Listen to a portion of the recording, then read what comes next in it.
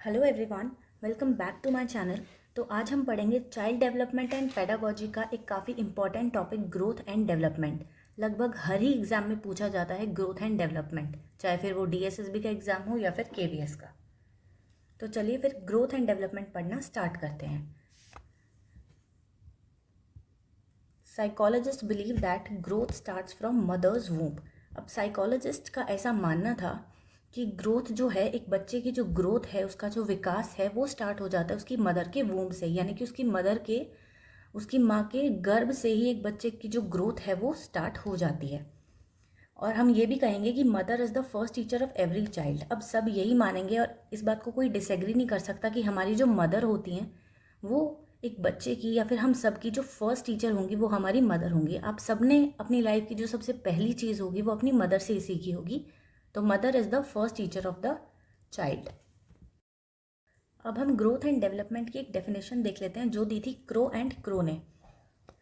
ये crow and crow एक husband wife थे, इन्होंने एक डेफिनेशन दी थी। ये कहते हैं कि growth refers to structural and physiological changes, यानी कि हमारी जो ग्रोथ होती है वो हमारे स्ट्रक्चर का चेंज और हमारे फिजिक में जो चेंजेस होते हैं उसे हम ग्रोथ बोलेंगे। While development refers to the growth as well as change in behaviour. इसका मतलब है कि डेवलपमेंट में ग्रोथ तो आएगी ही, यानी कि हमारे स्ट्रक्चर में चेंज और हमारे जो फिजिक में चेंज है वो तो डेवलपमेंट के अंदर आएगा ही, साथ ही हमारे बिहेवियर में जो चेंज आया है उसको हम डेवलपमेंट में रखेंगे।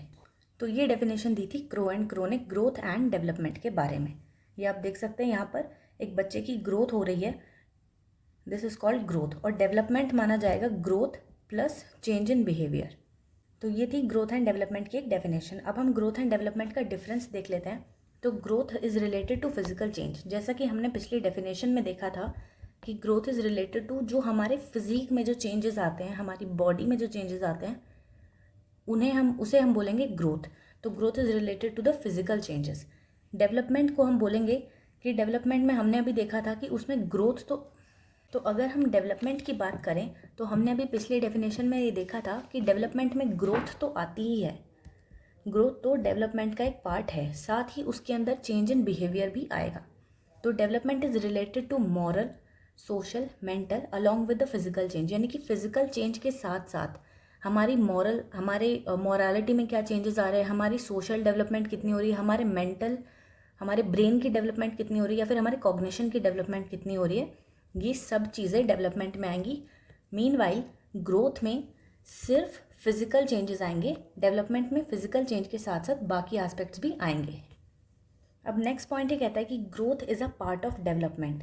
हमने अभी यही बात की थी कि ग्रोथ के डेवलपमेंट के अंदर ग्रोथ ऑलरेडी होती है, साथ में उसके अंदर हमारे पर्सनालिटी के, हमारी डेवलपमेंट के बाकी एस्पेक्ट्स भी होते हैं। तो growth is a part of development और development is the indicator of totality, यानी कि सारी चीज़ों का एक टोटल जो है वो डेवलपमेंट होता है, लेकिन जो ग्रोथ है वो उन सारी चीज़ों में से सिर्फ एक पार्ट है, यानी कि ग्रोथ डेवलपमेंट का एक पार्ट है और डेवलपमेंट पूरा एक होल कॉन्सेप्ट है। नेक्स्ट पॉइंट है कि growth has a certain limit. Growth की एक सर्टेन लिमिट होती है। अब ग्रोथ क्या होती है, एक टाइम के बाद होनी स्टॉप हो जाती है। जैसे कि हमारी हाइट बढ़ती है एक एज तक, उसके बाद लाइफ टाइम तो हमारी हाइट बढ़ती नहीं रहती। तो इसीलिए ग्रोथ की एक सर्टेन लिमिट होती है, एक टाइम के बाद ग्रोथ रुक जाती है। हाउएवर डेवलपमेंट एक लाइफ लॉन्ग प्रोसेस है, यानी कि हमारी जो डेवलपमेंट है वो लाइफ टाइम चलती रहती है, टिल डेथ तक चलती रहती है। या फिर हम यूँ कहें कि हमारी जो डेवलपमेंट है वो वूम्ब टू टूम्ब चलती है, यानी कि हमारे जन्म से लेके हमारी कब्र तक या फिर डेथ तक कह सकते हैं। यानी कि लाइफ टाइम जो है, पूरे लाइफ टाइम हमारी डेवलपमेंट होती रहती है, बट जो ग्रोथ है वो एक सर्टेन टाइम के बाद जो है वो स्टॉप हो जाती है। अब growth is quantitative process. Quantitative मतलब वो होता है जिसे हम गिन सकते हैं, जो क्वांटिटी में होता है, वी कैन मेजर इट, जिस चीज़ को हम गिन सकते हैं। जैसे कि हमारी हाइट कितनी बढ़ रही है ये हम गिन सकते हैं, हमारा वेट कितना बढ़ रहा है ये हम गिन सकते हैं। तो ये है ग्रोथ, तो ये क्वांटिटेटिव एस्पेक्ट है। डेवलपमेंट एक क्वांटिटेटिव एस्पेक्ट तो है क्योंकि ग्रोथ इसके अंदर ही है, तो ये क्वांटिटेटिव तो होगा ही, साथ में ये क्वालिटेटिव भी है। क्वालिटी जिसको एग्जैक्टली हम मेजर नहीं कर सकते बट उस चीज़ को हम ऑब्जर्व कर सकते हैं।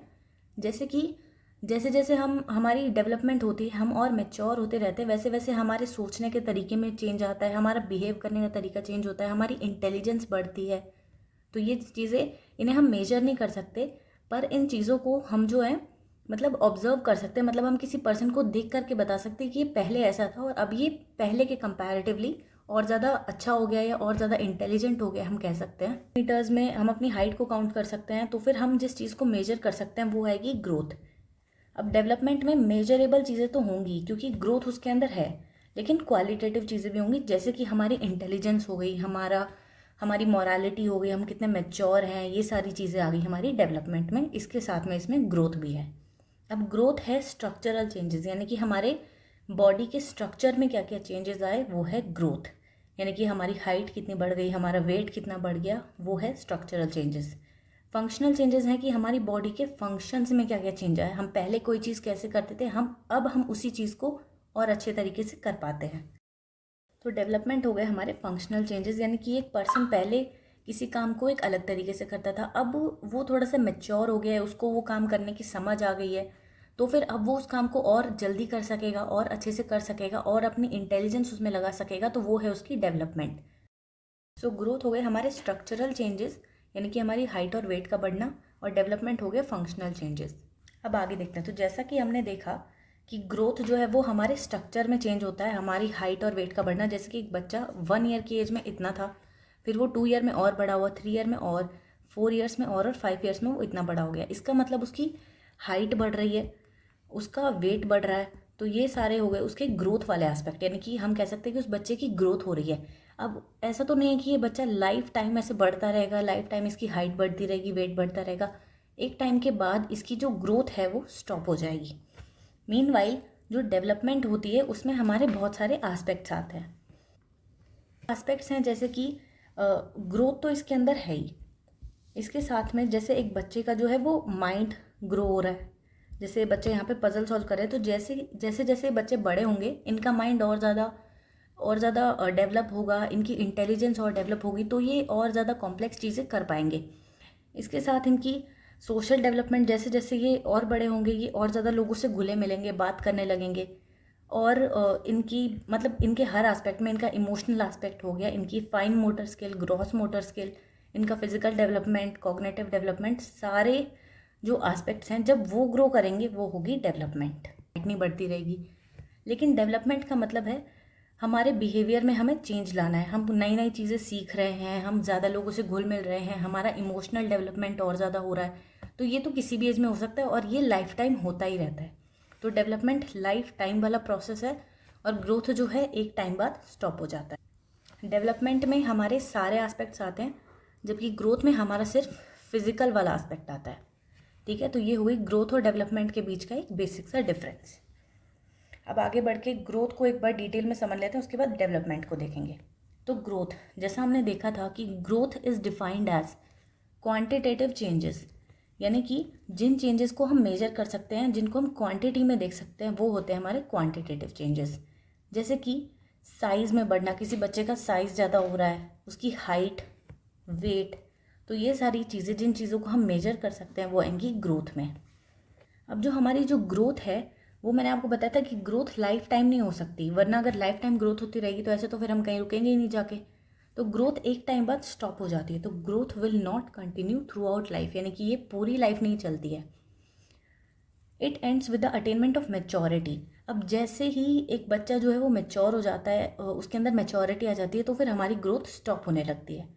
तो ग्रोथ हो गया, growth and with the attainment of maturity, यानी कि जैसे एक पर्सन, एक बच्चा मेच्योर होता है तो उसकी ग्रोथ वहाँ पे रुकने लगती है। अब नेक्स्ट पॉइंट ये कहता है कि ग्रोथ का एक नैरो मीनिंग होता है। अब जो हमारी जो ग्रोथ है वो डेवलपमेंट के अंदर ही आती है। इसका मतलब ग्रोथ जो है वो एक काफ़ी नैरो, एक छोटा कॉन्सेप्ट है एज़ कम्पेयर टू डेवलपमेंट, और ये डेवलपमेंट का एक पार्ट है। तो growth is one of the aspect of development, यानी कि डेवलपमेंट में बहुत सारे एस्पेक्ट आते हैं, फिजिकल, कॉग्निटिव, सोशल, इमोशनल, ये सारे एस्पेक्ट डेवलपमेंट में आते हैं।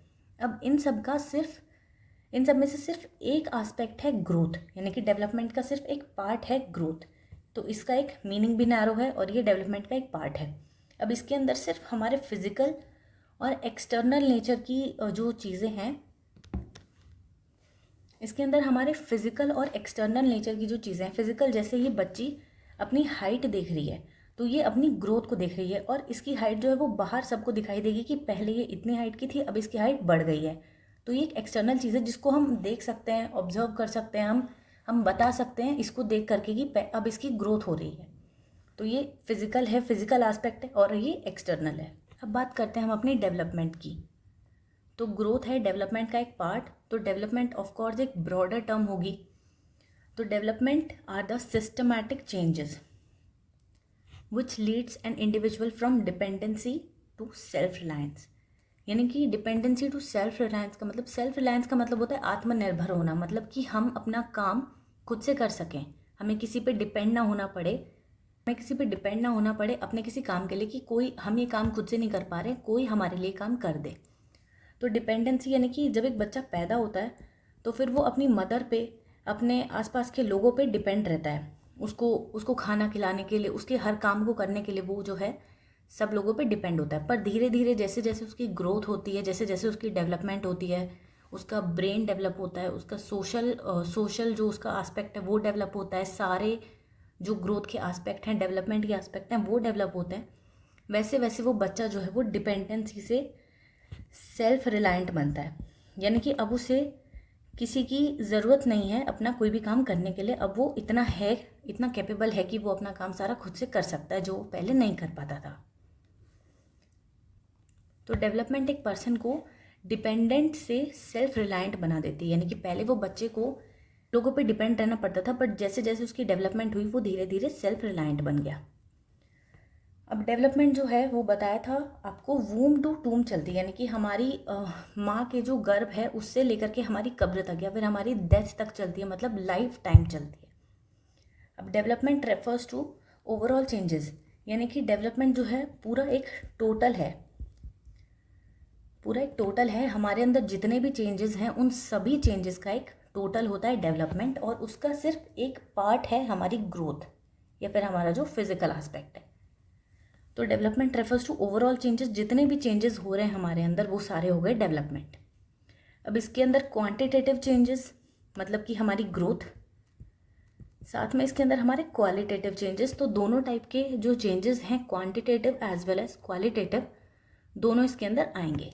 उसके बाद development is a wider and a comprehensive term. अब हमारी जो ग्रोथ थी उसमें हमने एक पॉइंट देखा था कि हमारी जो ग्रोथ है वो एक नैरो कॉन्सेप्ट है। नैरो मतलब कि छोटा थोड़ा सा, तो नैरो कॉन्सेप्ट है हमारी ग्रोथ, और ग्रोथ जो है एक पार्ट है डेवलपमेंट का। तो डेवलपमेंट हो गया एक वाइडर कॉन्सेप्ट, यानी कि वो एक काफ़ी बड़ा कॉन्सेप्ट है, एक कॉम्प्रिहेंसिव कॉन्सेप्ट है जिसके अंदर सारी चीज़ें आती हैं, सारे एस्पेक्ट्स आते हैं।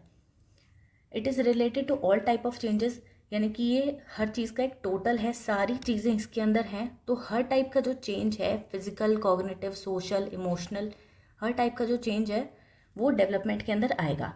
अगली बात है कि डेवलपमेंट इज़ ऑब्जर्वेबल। जैसे कि ग्रोथ है तो हम किसी बच्चे को देख करके उसको बता सकते हैं कि पहले इसकी हाइट जो है वो 4 फीट थी, अब 4 फुट 5 इंच हो गई है, तो इसकी जो है ग्रोथ हो गई है। तो ये हम देख करके बता सकते हैं, उसको हम मेजर कर सकते हैं ऐसे नंबर्स में कि पहले इतने सेंटीमीटर थी, अब बढ़ के इतने सेंटीमीटर हो गई। लेकिन जो डेवलपमेंट है वो होती है ऑब्जर्वेबल, यानी कि उसको हम लोग जो है ऑब्जर्व करते हैं। अब ऑब्जर्व करते हैं फॉर एग्जांपल कि कोई एक बच्चा था, पहले वो एक मैथ्स प्रॉब्लम को सॉल्व नहीं कर पाता था। अब धीरे धीरे जैसे जैसे उसकी जो है वो डेवलपमेंट हुई, वो कॉग्निटिवली और मैच्योर होने लगा, तो फिर वो उस प्रॉब्लम को सॉल्व करने लगा। तो फिर अब हम उसको देख करके ऐसे कह सकते हैं कि हाँ, ये इसकी जो है थोड़ी सी डेवलपमेंट हुई है, इसके ब्रेन की डेवलपमेंट हुई है। पहले ये इस चीज़ को नहीं कर पाता था, अभी इस चीज़ को कर पा रहा है।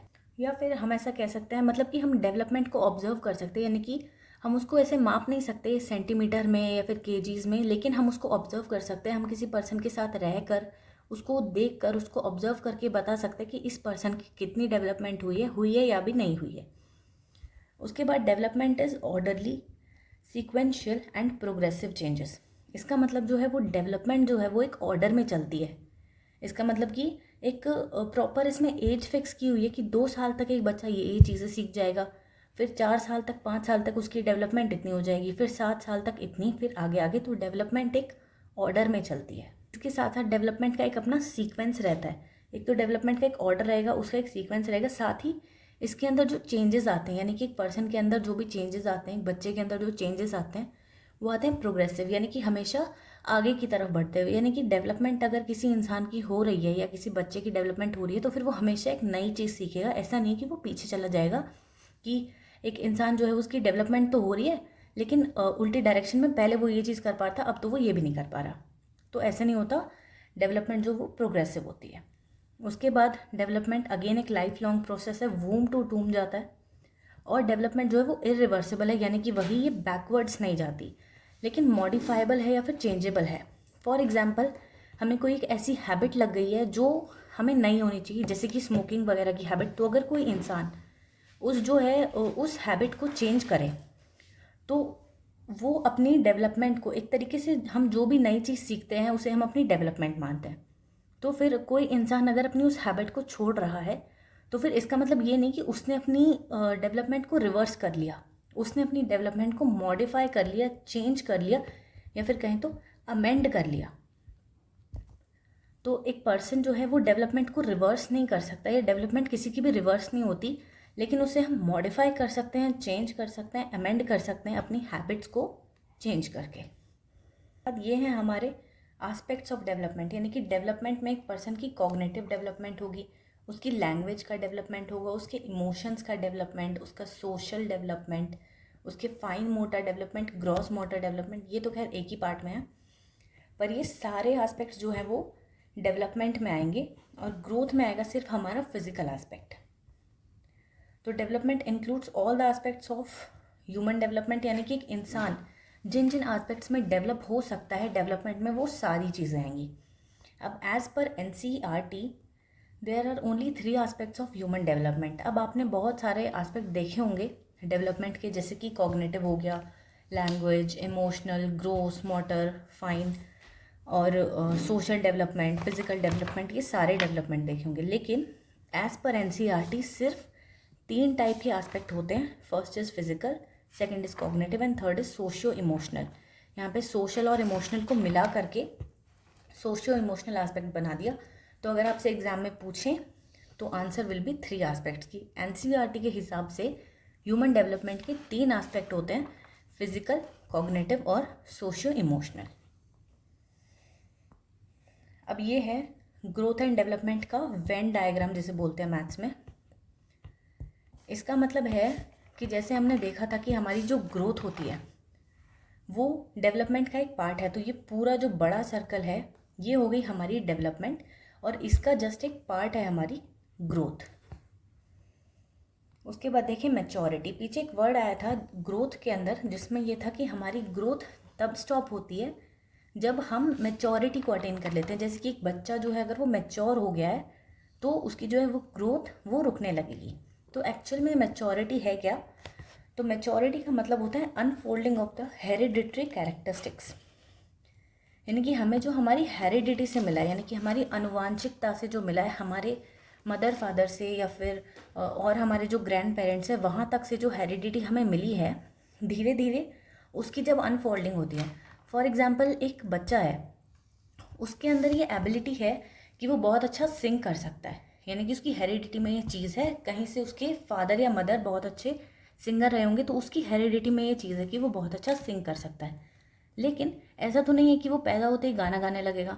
धीरे धीरे जब वो धीरे धीरे उसकी जो ये कैरेक्टरिस्टिक है, उसके जो जीन्स में ये सिंगिंग की जो खासियत है, वो धीरे धीरे जब अनफोल्ड होगी तो हम उसे बोलेंगे मैच्योर, कि अब वो इतना मैच्योर हो गया है कि अब वो अच्छे से सिंग कर पा रहा है। यानी कि वो चीज़, वो कैरेक्टरिस्टिक उसकी हेरिडिटी में तो है, पर जब वो अनफोल्ड होगी, जब वो बाहर दिखने लगेगी, तो उसे हम बोलेंगे मैच्योरिटी। अब it is a pre condition, यानी कि कुछ भी लर्न करने से पहले जो है वो मैच्योरिटी हमारी प्री कंडीशन होती है। यानी कि अगर फॉर एग्जांपल एक बच्चा है, वही बच्चा है जिसके अंदर सिंगिंग की हेरिडिटी कैरेक्टरिस्टिक्स है, अब जब तक उसकी ये मैच्योरिटी आएगी ही नहीं, जब तक उसकी वो कैरेक्टरिस्टिक अनफोल्ड ही नहीं होगी, तब तक के लिए उसको चाहे हम कितनी ही ट्रेनिंग दे लें। जैसे मान लीजिए कि वो बच्चा अभी बहुत छोटा है, उसकी वो मैच्योरिटी, वो कैरेक्टरिस्टिक अभी बाहर आई ही नहीं है, तो उसको हम कितनी ट्रेनिंग दे लें अभी वो नहीं सीख पाएगा। पर जैसे जैसे वो इस चीज़ के लिए मैच्योर होगा, वैसे वैसे वो उस चीज़ को सीखने लगेगा। तो मैच्योरिटी एक प्री कंडीशन है, एक पहले की कंडीशन है, लर्निंग से पहले की कंडीशन है, और इस पर ट्रेनिंग का कोई इम्पैक्ट नहीं होता, क्योंकि जब तक वो पर्सन उतना मैच्योर नहीं होगा, उसके हेरिडिटी कैरेक्टरिस्टिक्स उतने बाहर नहीं आएंगे, तब तक ट्रेनिंग का उस पर कोई असर नहीं होगा।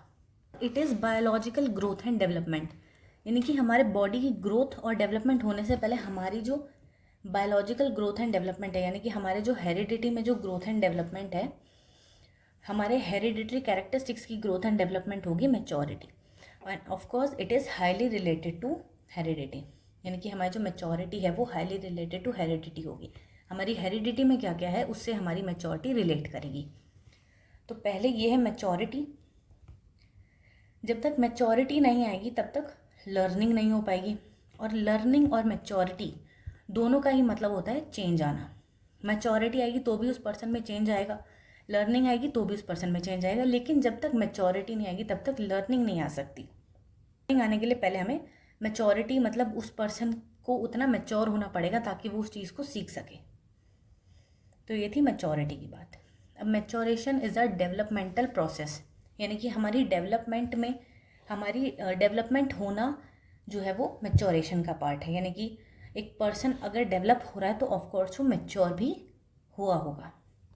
अब ये एक बात है कि girls mature faster than boys, तो ये कोई डिस्क्रिमिनेशन की बात नहीं, ये एक फैक्ट है, एक्चुअल फैक्ट है कि जो गर्ल्स हैं उनके अंदर जो मैच्योरेशन है वो फास्टर आती है देन बॉयज़।